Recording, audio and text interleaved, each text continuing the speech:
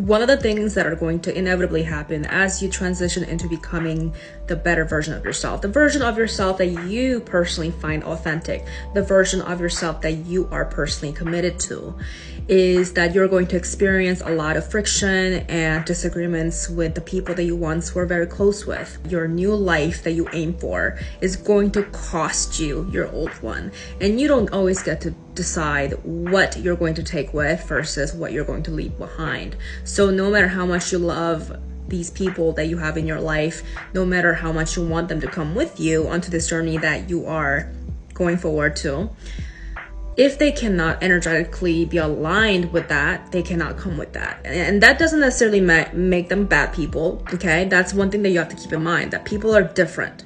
People operate differently. So just because someone doesn't work the same way that you do, they don't do the same things that you do, they don't believe in the same things that you do, it doesn't make them bad people. So it's very important that you stay out of the judgment. Do not make it about them being bad people, okay? So just because they don't see things the way you do, it does not make them bad people. So that's number one. And secondly, you will need to reassess your boundaries and evaluate what your boundaries are every step of the way as you evolve on your journey.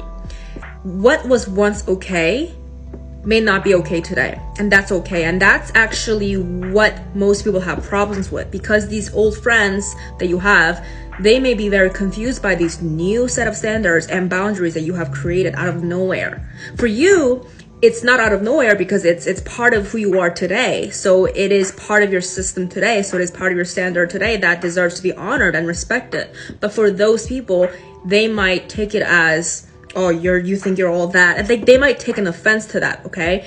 And because you care about these people, because they're your old friends, you might make that affect your decision about being authentic to yourself. Don't fall for that. Anytime you get into a conflict with somebody, it's always going to be worth it to speak up, but without making it their fault that they don't see the way you do. Communication is sometimes difficult because people process information differently and speak about things differently. So you have to keep in mind that whenever you do choose to communicate, that you have to accept that it possibly may not go in the way that you have planned.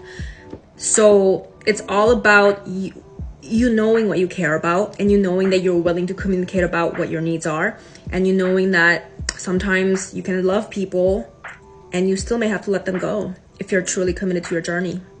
And that is what an authentic journey is.